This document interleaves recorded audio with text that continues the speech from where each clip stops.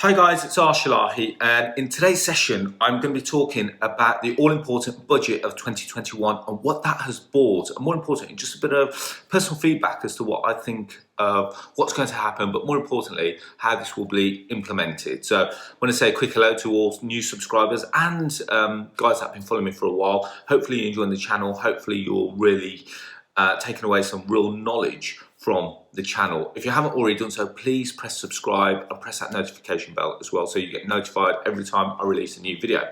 So let's get straight to it. Just so you know, I've got a load of notes. So if I do look down, I'm just referring back to it. He covered a lot of ground yesterday.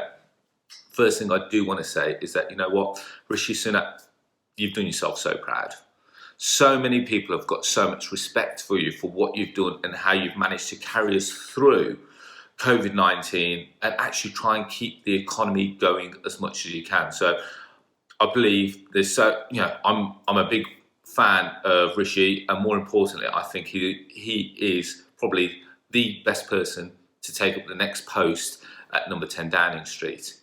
And I think lots of people also believe that as well. So let's get straight into it. I'm going to also put some quotes out there, like for what he said on the day. So coronavirus has fundamentally changed the way of our life, and that is very true. The damage of COVID-19 that has been done to the economy is acute.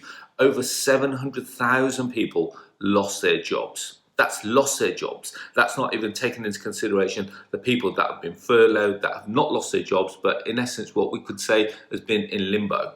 And that is just within the UK alone, 700,000 people. So when we look at the scale of the damage of what COVID-19 did to us, it'll be phenomenal. And more importantly, one thing that I liked the way that Rishi delivered the budget for 2021 is that he broke it down into three segments. And the three segments was looking at support, then looking about fixing, and then finally working about building the future of the economy. So I really like the way that he delivered it, because he really put some thought into what is it that we need to do, what is it that, how can we start moving forward, and then we look at the future.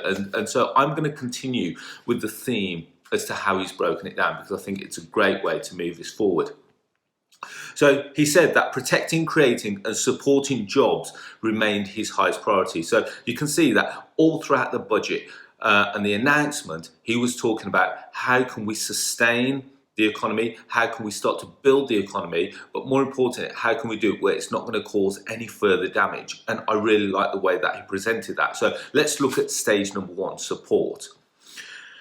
The furlough scheme, it can't be denied that you can't just drop the furlough scheme right now, because as soon as you drop furlough, naturally, because the businesses haven't been trading. I spoke to a friend of mine who owns a group of hair salons, and he goes that last year he didn't work for 7 months out of the last 12. So it meant that he actually only worked for 5 months. And I said, how did that have an effect on his business? And he goes that if he didn't have the support of the business loans and the BBL, the backup loans, he wouldn't have survived the business. So he really hopes that when they get started and everything starts moving in June 2021 and we're fully open up, that we start to move forward. He said for him it would be catastrophic if his business then had to start paying his employees straight away, because he's got a number of losses to try to recoup.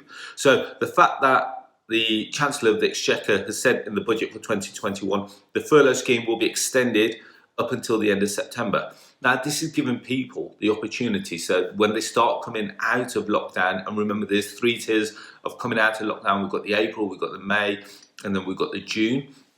So as we start to come out, he's giving people the opportunity to start trading again, start actually get some money back in the tills, start getting some business running again.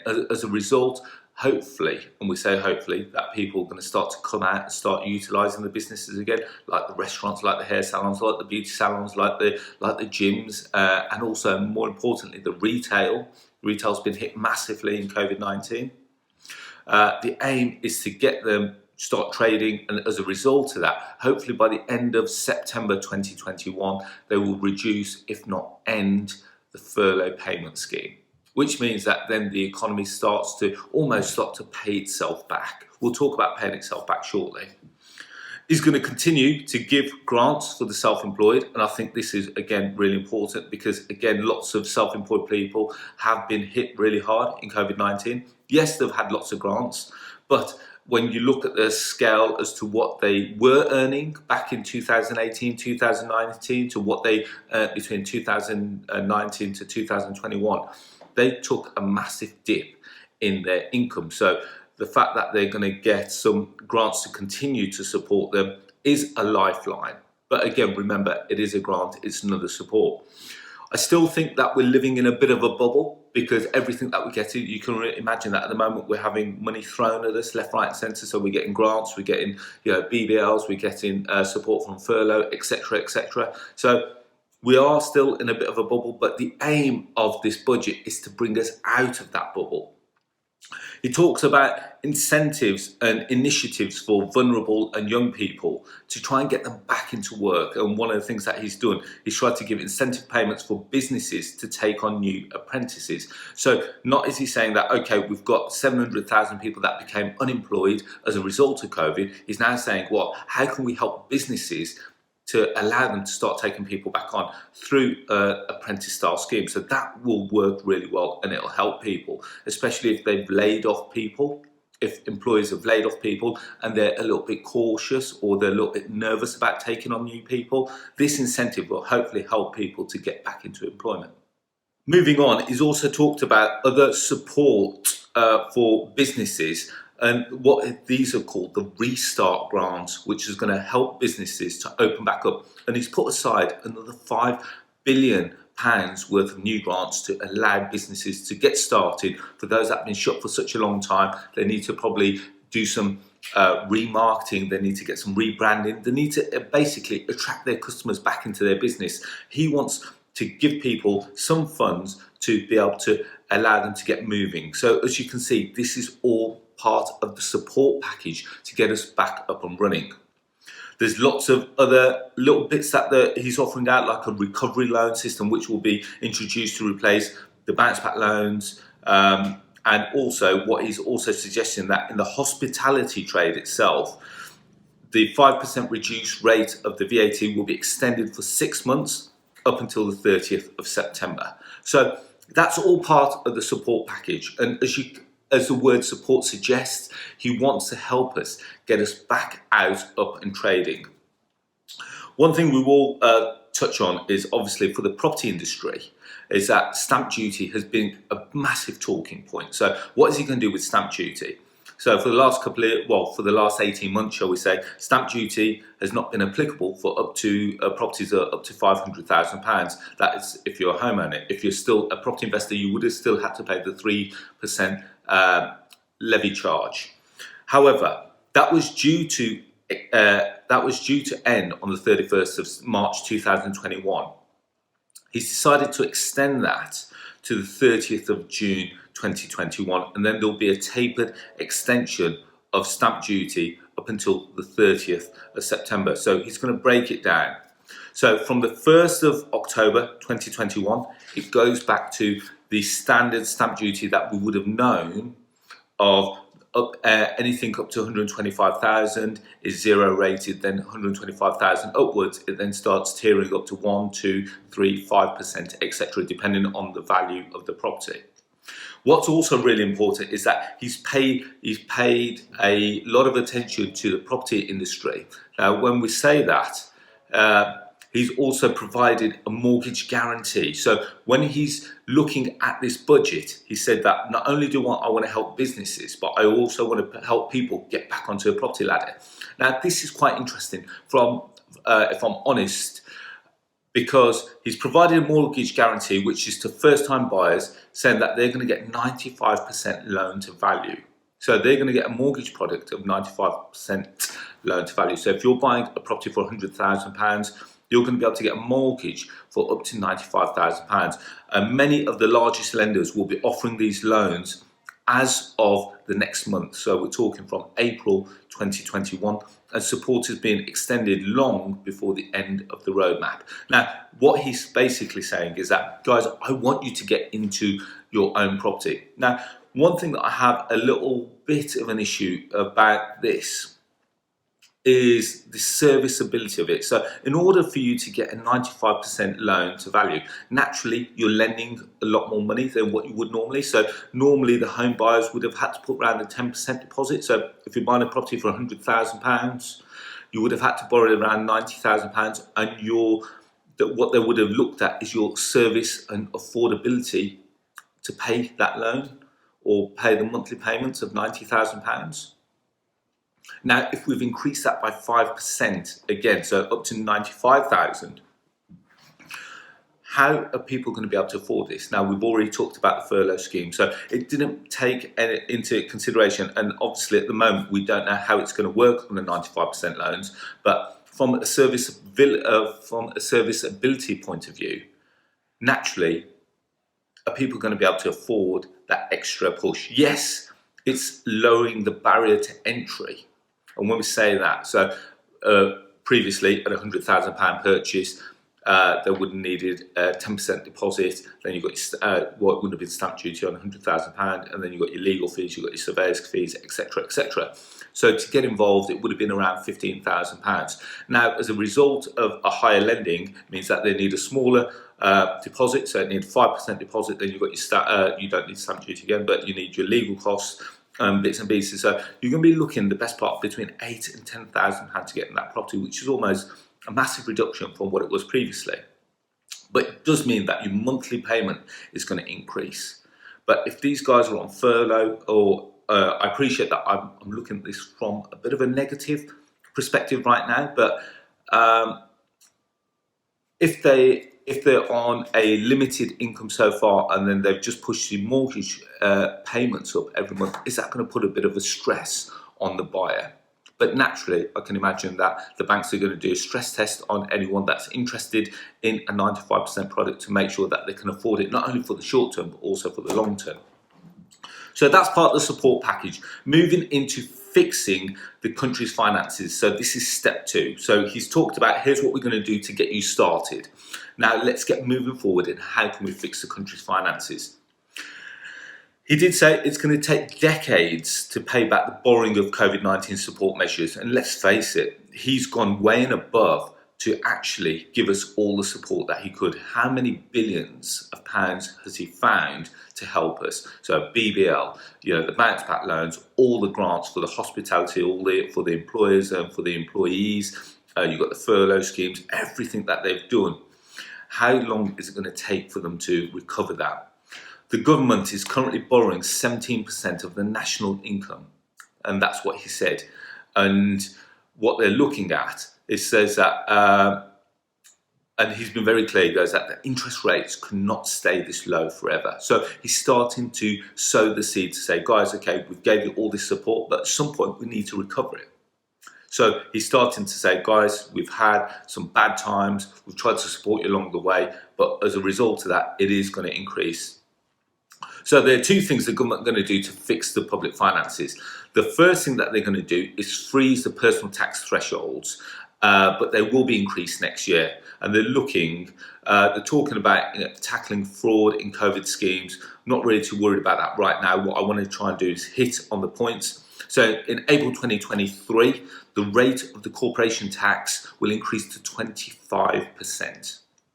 But this, when you look at it from a point of view, he did mention that it will only affect 10% of the companies who are paying the higher rate taxes. So if you're not a high rate taxpayer, it won't affect you yet. But if your businesses are making in excess of £250,000 plus profit, then yes, from April 2023, expect to start paying corporation tax of up to 25%. And he goes that these are actually honest decisions. And what he's doing is now also looking at announcing a super deduction, a tax breaks for firms that invest. So what he's looking for is businesses that can start to put back into the economy. He wants people to invest back into their businesses, back into the economy, and he's then going to give them almost like a deduction. And he goes that he'll allow firms to reduce their tax bill by up to 130% of what they spend on investment. So can you see the logic of what he's done here?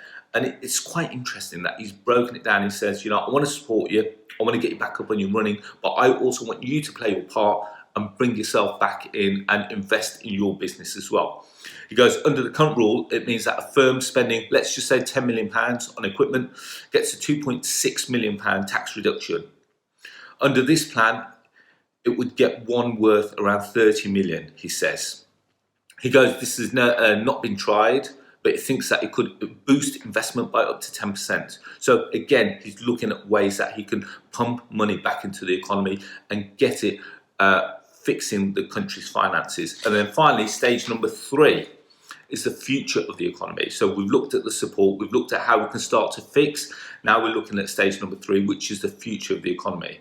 He goes, we need a commitment to give every business, large or small, the chance to innovate and grow. We've laid the foundations today for the future of the economy.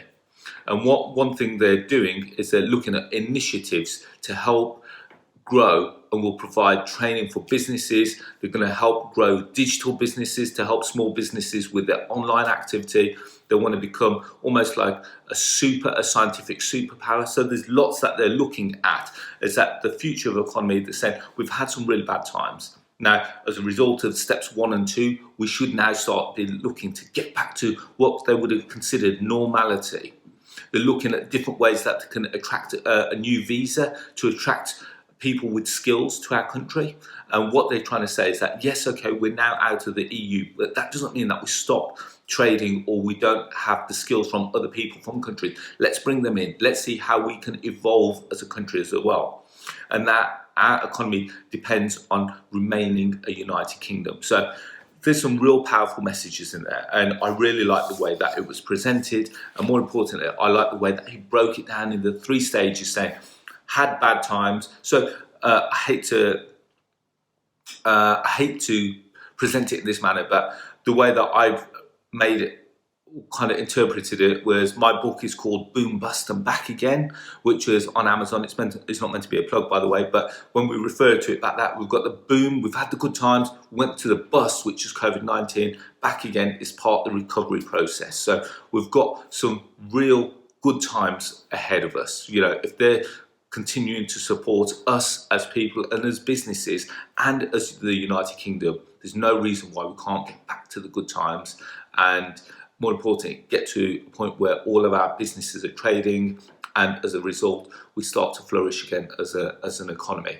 So guys, hopefully you've enjoyed that video. A little bit longer than normal, I appreciate that, but there were lots of things that we needed to cover in there to make sure that you kind of understood all the parts of what the budget of 2021 was delivered, or how it has been delivered and how it's been interpreted.